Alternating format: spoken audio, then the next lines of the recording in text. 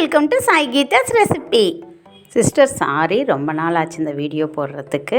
இன்றைக்கி நம்ம வீட்டில் வாங்கக்கூடிய பால்லேருந்து இருக்கிற ஆடையை எடுத்து எப்படி நெய் செய்யலாம் அப்படிங்கிறத வந்து ஸ்டெப் பை ஸ்டெப்பாக பார்க்க போகிறோம். நம்ம சேனலை ஃபஸ்ட் டைமாக பார்க்குறீங்க அப்படின்னா ப்ளீஸ் ஃப்ரெண்ட்ஸ் சப்ஸ்கிரைப் பண்ணிக்கோங்க. இப்போ வாங்க வீடியோக்குள்ளே போயிடலாம். நான் வந்து மார்னிங் 1 லிட்டர் வாங்குகிற பால் தான் அன்றைக்கி ஃபுல்லாக யூஸ் பண்ணிப்பேன். தேவைன்னா தான் பேக்கெட் பால் வாங்கிக்குவேன். நான் அது பசும்பால் தான் வாங்கியிருக்கேன். இதுலேருந்து தான் நான் ஆடை எடுக்க போகிறேன். நல்லா காய்ச்சி வச்சுக்கணும். மீடியம் ஃப்ளேமில் வச்சு நல்லா பாலை காய்ச்சிட்டு பொங்கின பிறகு ஸ்லோவில் வச்சு ஒரு 5 நிமிஷம் வச்சுருந்தோம் அப்படின்னா ஆடை நல்லா படிஞ்சிருக்கும். அதை வந்து நல்லா பால் ஆறின பிறகு ஆடையை மட்டும் தனியாக ஒரு கண்டெய்னரில் எடுத்து வச்சுக்கலாம். பசும்பால் அப்படிங்கிறதுனால நல்ல எல்லோயிஷாக இருக்குது. இங்கே பாருங்கள், இந்த மாதிரி இருக்கிற ஆடையை மட்டும் தனியாக எடுத்து வச்சுக்கலாம். நம்ம வச்சுருக்கிற பாலை பொறுத்து நமக்கு கிடைக்கக்கூடிய ஆடை வந்து கூடவோ குறைவாகவோ கிடைக்கும். அப்படி கலெக்ட் பண்ண ஆடையில் அன்னைக்கு உர ஊற்றின தயிரை வந்து ஒரு 1/4 ஸ்பூனோ 1/2 ஸ்பூனோ, அதாவது நீங்கள் எடுத்து வைக்கிற ஆடையோட அளவுக்கு தகுந்த மாதிரி, கண்டெய்னருக்கு தகுந்த மாதிரி, நான் வந்து அந்த செராமிக் பவுல் தான் வச்சுருக்கேன். இந்த அளவுக்கு தகுந்த மாதிரி ஒரு 1/2 ஸ்பூன் அளவு தயிரை ஆட் பண்ணிக்கிறேன். அப்படி சேர்க்கக்கூடிய தயிர் வந்து புளிக்கக்கூடாது. அன்னைக்கு உர ஊற்றின தயிர் மட்டுமே தான் நம்ம சேர்க்கணும். பால் ஆடையிலேருந்து எடுக்கக்கூடிய வெண்ணெயை விட இந்த மாதிரி தயிர் சேர்த்துட்டு கிடைக்கக்கூடிய வெண்ணெய் வந்து ரொம்பவே டேஸ்டியாகவும் இருக்கும். இந்த பாருங்கள், இந்த அளவுக்கு தயிர் சேர்த்தா போதும். நல்லா மிக்ஸ் பண்ணிவிட்டு ஒரு 15லேருந்து 20 நிமிஷம் வெளியே வச்சுட்டு அதுக்கப்புறம் வந்து மூடி போட்டு நம்ம ஃப்ரிட்ஜில் ஸ்டோர் பண்ணிடலாம். ஃப்ரீசர்லேயோ இல்லை ஃப்ரிட்ஜிலேயோ வச்சுக்கலாம். இதே மாதிரி டெய்லி பால்லேருந்து ஆடையை கலெக்ட் பண்ணி வச்சுக்கலாம். எனக்கு வந்து ஒரு 15லேருந்து 20 நாள் வரைக்கும் ஆகும் இந்த கண்டெய்னர் வந்து ஃபில் ஆகிறதுக்கு. பசும்பால்லேருந்து எடுக்கிறதுனால இந்த பட்டர் வந்து நல்ல எல்லோயிஷாக இருக்கும். நீங்கள் வந்து பாக்கெட் பால் தான் வாங்குறீங்க அப்படின்னா க்ரீமியாக இருக்கிற பாலாக வந்து செலக்ட் பண்ணி வாங்கிக்கோங்க.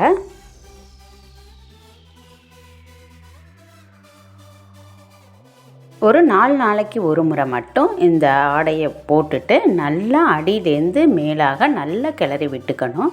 ஏன்னா நம்ம வந்து 1/2 ஸ்பூன் தயிர் விட்டுருக்கோம். அது வந்து எல்லா இடத்துலையும் சேர்கிற மாதிரி நல்லா ஒரு கிளறி விட்டுக்கலாம்.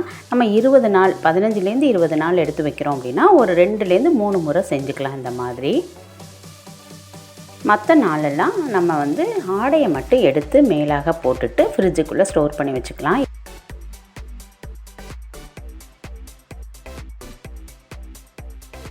20 நாள் பிறகு எனக்கு இந்த அளவுக்கு ஆடை வந்திருக்கு.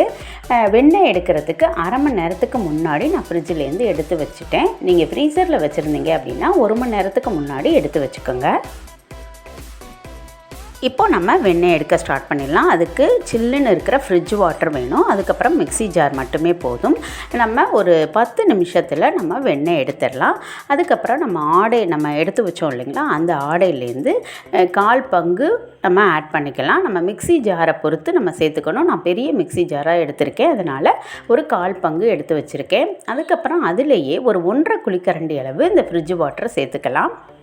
சேர்த்துட்டு மிக்சியில் ஸ்லோவில் வந்துட்டு ஒரு 20 செகண்டுக்கு நம்ம ஓட்டிக்கணும். கண்டினியூஸாக ஓட்டிக்கலாம். 20 செகண்டுக்கு மேலே ஓட்டக்கூடாது. நம்ம மிக்சியை ஆஃப் பண்ணிவிட்டு ஓப்பன் பண்ணி பார்த்தோம் அப்படின்னா இந்த மாதிரி இருக்கும். ரொம்பவும் ஓட்டிடக்கூடாது. அதுக்கப்புறம் வந்து இன்னும் 2 குழிக்கரண்டி அளவு தண்ணியை விட்டுட்டு திரும்பியும் ஒரு 15லேருந்து 20 செகண்டுக்கு ஓட்டணும். அப்படி ஓட்டும்போது பார்த்திங்க அப்படின்னா மேலேயே அது வந்து பட்டர் இருக்கிறது நல்லாவே தெரியும். இப்போ ஓப்பன் பண்ணி பார்த்தோம் அப்படின்னா நல்லா பட்டர் வந்து ஃப்ளோட் ஆகும். அதிக நேரமே ஓட்டக்கூடாது. இவ்வளோ தான் நம்ம ரெடி ஆகிடுச்சு. இதை வந்து நல்ல ஃப்ரிட்ஜ் வாட்டரில் வச்சு 2லேருந்து 3 தடவை வந்து நம்ம அலசி எடுத்து வச்சுக்கணும். இதை வந்து கொஞ்சம் டைட் கொடுத்து புழிஞ்சிட்டோம் அப்படின்னா அதில் இருக்க எக்ஸ்ட்ரா அந்த பால் எல்லாமே போயிடும். அதாவது அந்த மோர் தன்மை வந்து அதில் இல்லாமல் இருக்கணும். அது அளவுக்கு வந்து நம்ம நல்லா 2லேருந்து 3 தடவை அந்த பட்டரை வந்து கழுவி எடுத்துக்கணும். இதே மாதிரி மிச்சம் இருக்கிறதையும் நம்ம போட்டு எடுத்துக்கலாம்.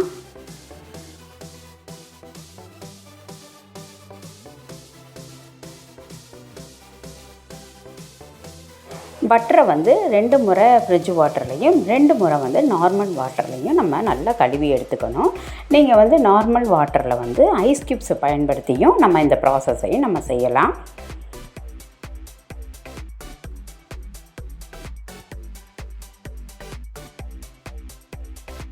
நம்ம எடுத்து வச்ச அந்த ஆடையிலேருந்து இந்த அளவுக்கு நமக்கு பட்டர் கிடச்சிருக்கு.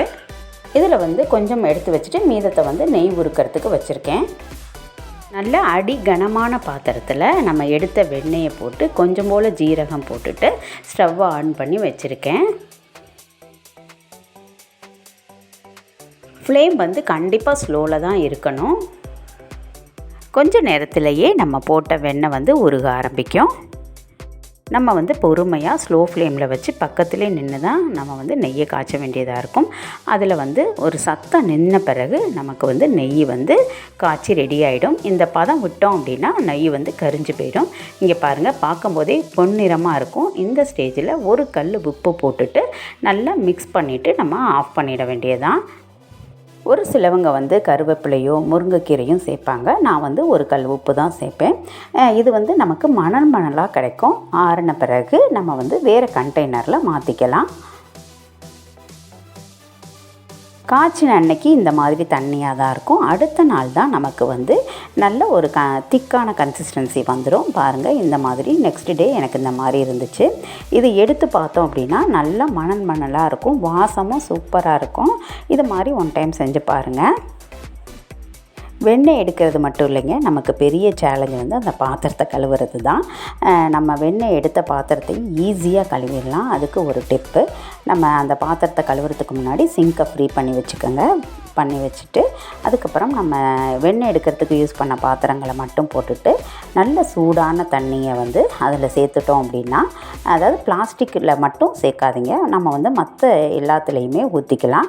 ஊற்றிட்டு ஒரு 5 நிமிஷம் வச்சுருந்தாவே போதும். நம்ம அந்த வெண்ணெயெல்லாம் எடுத்துகிட்டு வந்துடும். இங்கே பாருங்கள், சும்மா கழுவி ஊற்றிட்டு நார்மலாக நம்ம சோப்பு வச்சு தேய்ச்சிட்டோம் அப்படின்னாவே கிளியர் ஆகிடும். இந்த பாருங்கள், ஒரு 5-10 நிமிஷத்துலேயே நமக்கு இந்த வேலை முடிஞ்சிடும். என்னோடய ஃப்ரெண்ட்ஸும் நீங்கள் எப்படி வீட்டிலையே பட்டர் எடுக்கிறீங்க அப்படிங்கிற வீடியோ போடுங்கன்னு சொல்லி கேட்டுட்டு இருந்தாங்க. அவங்களுக்கு எல்லாத்துக்குமே இந்த வீடியோ வந்து ரொம்பவே யூஸ்ஃபுல்லாக இருக்கும்னு நான் நினைக்கிறேன். மற்றவங்களுக்கும் இதுலேருந்து ஒரு சில ஐடியாஸ் கிடச்சிருக்குன்னு நான் நம்புகிறேன்.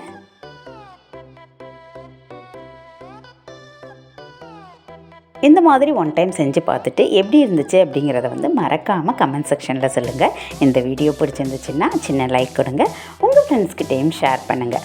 Okay, thank you friends, bye, thanks for வாட்சிங்.